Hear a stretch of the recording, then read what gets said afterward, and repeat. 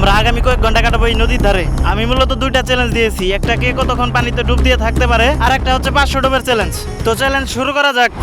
তোমরা সবাই রেডি তো? হ্যাঁ। স্টার্ট।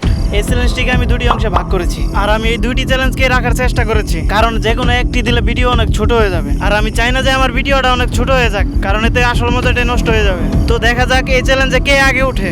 আর আমি দেখতে পাচ্ছি আমাদের প্রথম এলিমিনেটকে। চলুন তার সাথে কথা বলি। এই হচ্ছে চ্যালেঞ্জের সবচেয়ে বড় ডাইল। ডাইল তো বুঝেনি, একবারে সবচেয়ে নিম্নমানের। মানে এর ডুব দেখে আমার কাছে মনে হলো যে একটা বাচ্চা পোলাবানো এর থেকে বেশিক্ষণ ডুব দিয়ে থাকতে পারে। তো তোর এই ডুব কম সময় দেওয়ার কারণটা কি? আমি পানির নিচে বেশিক্ষণ থাকতে পারি না। এর কিছুক্ষণ পরেই আমরা দেখতে পেলাম এই চ্যালেঞ্জের দ্বিতীয় এলিমিনেটকে। তার সাথে কথা বলা যাক। তুই যে চ্যালেঞ্জে সেকেন্ড হইলি, এই পাশ থেকেও সেকেন্ড, ওই পাশ থেকেও সেকেন্ড, মানে দুই পাশ থেকেই সেকেন্ড। ঠিক আছে, তোর ভিতরে কেমন লাগতেছে? ভালো লাগতেছে। আর তুই ফার্স্ট হইলি না কেন? আমি বেশিক্ষণ থাকতে পারি না। আর আমি দেখতে পাচ্ছি এই চ্যালেঞ্জের শেষ এলিমিনেটকে। তার সম্বন্ধে কিছু জানা যাক। আর এ হচ্ছে এই চ্যালেঞ্জের থার্ড বলতে এ উঠছে কিন্তু সর্বশেষে 3 নাম্বার উঠছে, কিন্তু ফার্স্ট হয়েছে। তুমি যে ফার্স্ট হইলা এটার কারণটা কি? আমার ডুব দেওয়ার অভিজ্ঞতা আছে, এর জন্য পানির নিচে বেশিক্ষণ থাকতে পারি। এটা হচ্ছে চ্যালেঞ্জের দ্বিতীয় অংশ। এই চ্যালেঞ্জে 500 ডুব দিতে হবে। তো তোমরা সবাই রেডি তো?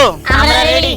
তো চ্যালেঞ্জ শুরু হলো, স্টার্ট। যদিও এই চ্যালেঞ্জটা সহজ মনে হচ্ছে, কিন্তু এটাতে অনেক রিস্ক আছে, কারণ বেশিক্ষণ ডুব পারলে চোখ লাল হয়ে যায়, আর নাক দিয়ে পানি গেলে ঠান্ডা লাগারও সম্ভাবনা আছে। তবে চিন্তার কোনো কারণ নেই, আমরা গ্রামের পোলাপান, এইসব ডুব দেওয়ার অভিজ্ঞতা হয়ে গেছে। আমি আর ভিডিও বোরিং করতে চাচ্ছি না, তাই আমি এই পয়েন্টটা স্কিপ করব। ওরা ডুব দিতে থাকুক।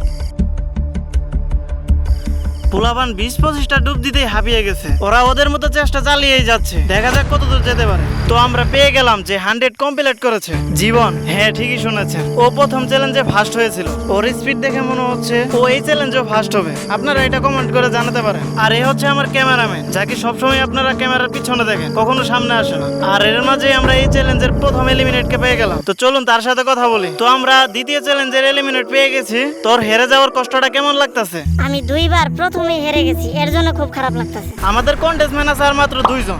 দেখি তারা কতক্ষণ টিকতে পারে। তারা 2 জনই সমান তালে লড়াই চালিয়ে যাচ্ছে। আমি ভিডিও বেশি লং করতে যাচ্ছি না, তাই আমরা এই পয়েন্টটা স্কিপ করব। আর কয়েকটা ডুব দেওয়ার পরেই আমাদের দ্বিতীয় কন্টেস্টমেন্ট এলিমিনেট হয়ে গেল। তো চলুন তার সাথে কথা বলি।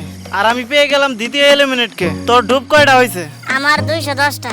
এ 210টা দিয়ে হাঁপিয়ে গেছে। তুই যে সেকেন্ড হইলি, এই দিক থেকেও সেকেন্ড, ওই দিক থেকেও সেকেন্ড, প্রথম চ্যালেঞ্জেও সেকেন্ড হইলি। তোর কেমন লাগতেছে এখন? ভালো লাগতেছে। তোর কি মনে হয় তুই আগামী চ্যালেঞ্জে ফার্স্ট হতে পারবি? জি।